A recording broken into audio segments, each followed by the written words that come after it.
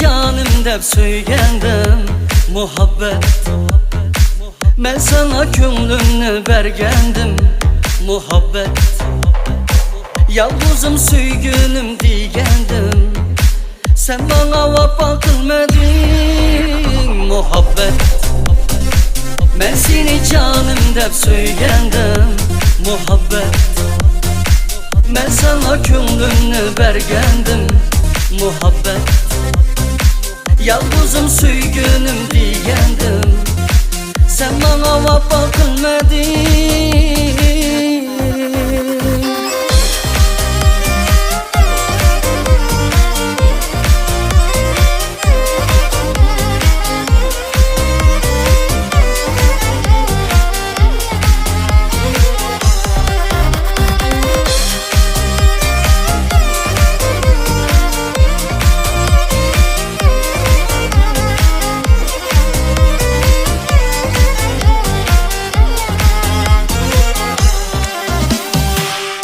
Seni okşattım aylarga, kapkara kaşını yalaga.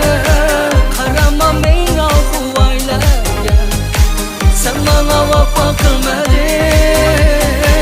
Verdiler yalganda aylandı, işaçlar gumanga aylandı. Muhabbet armanda aylandı, sen bana vapa kılmadın muhabbet.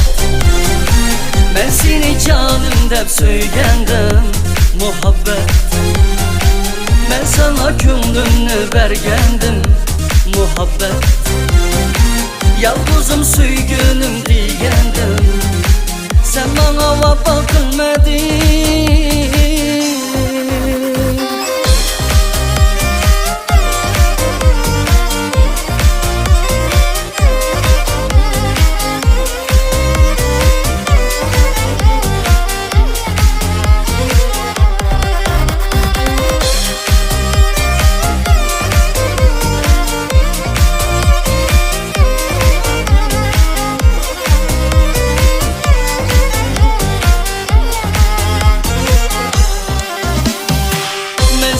Okşattım aylarga, kapkara kaşını yalaga.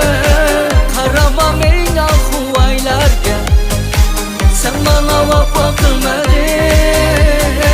Söygendim sögülmey har boldum, beslinge yetolmay zar boldum.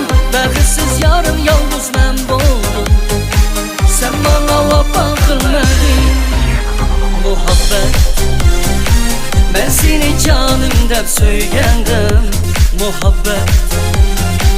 Ben sana könglimni bergendim muhabbet.